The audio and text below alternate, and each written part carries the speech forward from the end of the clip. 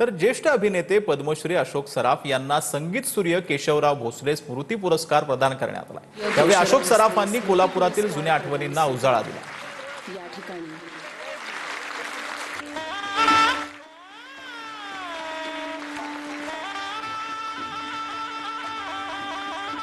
या तिघांची जी लढाई चालली होती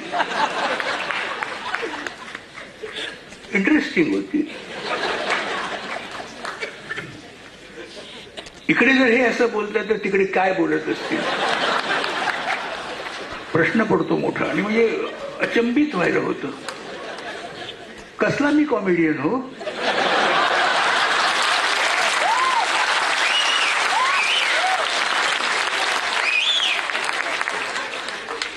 माझ्यापेक्षा जबरदस्त विनोद यांना सुचत आहे।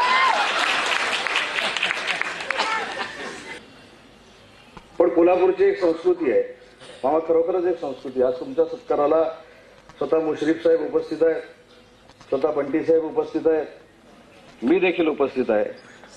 त्याच्यामुळे मला असं वाटतं की महाराष्ट्राच्या सांस्कृतिक क्षेत्रातलं अशोक सराफ असं एक व्यक्तिमत्व आहे की त्याच्यासाठी सगळ्यांचे पक्षीय जोडे हे स्टेजच्या खाली असतात।